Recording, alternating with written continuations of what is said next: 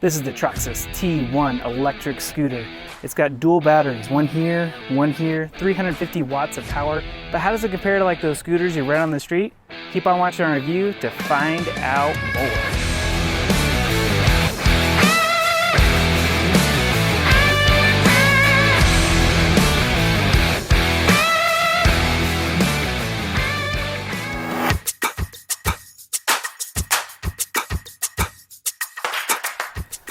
Now, I know you see these scooters everywhere, but that doesn't mean you should not wear a helmet. So let's try this again with the helmet on. This is the new Troxus T1 professional scooter. Now, this is a nice scooter. If you've seen like those charge scooters that are hanging around town these days, I'd kind of make it fairly similar to those. This does have a couple unique features, which I will point out here as we go. But this e-bike weighs about, or I'm so used to reviewing e-bikes, this scooter goes about 15 miles an hour and has dual batteries. There's actually a battery up here in the stem. There's a battery that's hidden down in here. And this has a range of about 30 or 40 miles, which is a pretty good range for a scooter. It does have a couple of unique features that I will highlight as we go along here. Woo, that's fun. Obviously, a hill will not stop the scooter from going slightly more than 15 miles an hour, or gravity. But here are a couple interesting things for you to know about this scooter. The first is that you can't just get on the scooter and hit throttle. That's a safety feature, obviously. They want you to make sure you are safe and ready to ride the scooter. So to start the scooter, once again, you can't just hit the throttle. You have to give a little push and then you can hit it. And it's not much of a push, just enough to get going and have some intention behind riding the scooter. Now here's where I think this scooter is best for. This scooter is about 550 bucks, so it's a lot cheaper than an e-bike. But if you're just needing to go run some errands, go to class, maybe go to work with a backpack on, this would actually be a great option. Now, nothing super fancy about this. It does have a interesting cruise control feature where if you hold down the throttle, it will actually engage the speed that you are at. Let me show you how this works. You'll hear a little beep. You might be able to hear it from this microphone. Whoops, I did it right there. You'll hear a little beep and a cruise control will start. It's kind of an interesting little feature. Let's get it going here so I'll show you. And cruise control will just keep it going at the same speed unless you push the brake or the pedal. Let's try cruise control here one more time and show you how that works. It didn't quite work.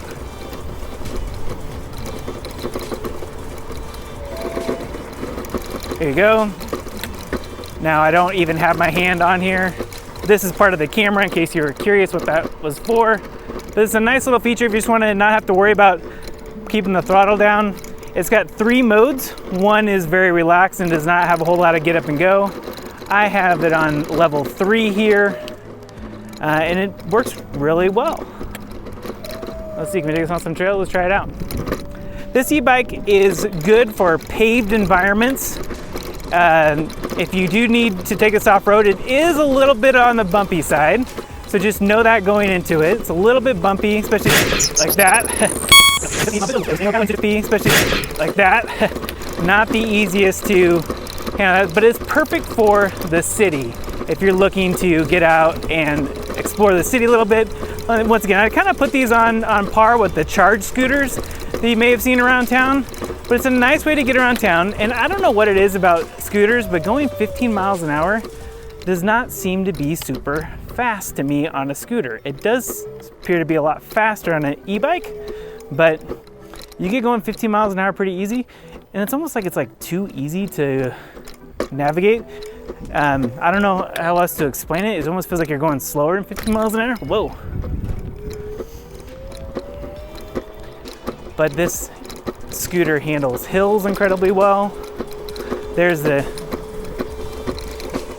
cruise control hitting again. But if you're looking for something that's about half the price of an e-bike and you don't need to take it super long distances or in a lot of different types of terrain, if you're just using this in the city or at school, this honestly would be a pretty good option for you.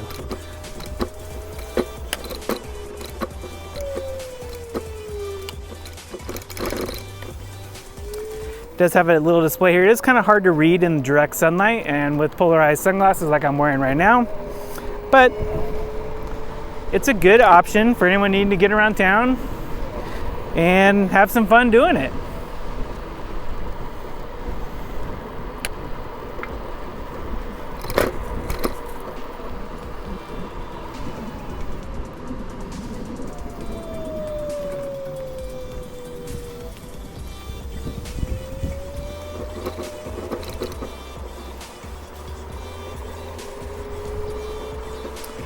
The bike also does have a kickstand in case you want to get out and park it somewhere where there's not like a place to lean it.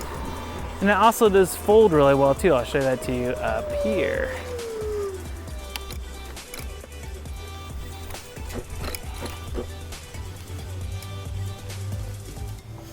So here is the kickstands up in front. Just use your foot here. I can never seem to get it right the first time.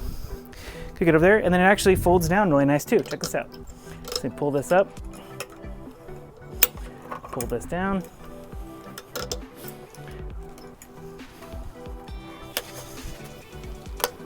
and it folds.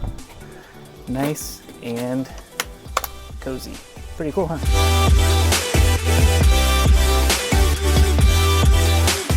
The scooter is incredibly easy to operate. It's just got one button, a throttle, and a brake. That's literally it. It's incredibly simple to use, and it's fun to ride.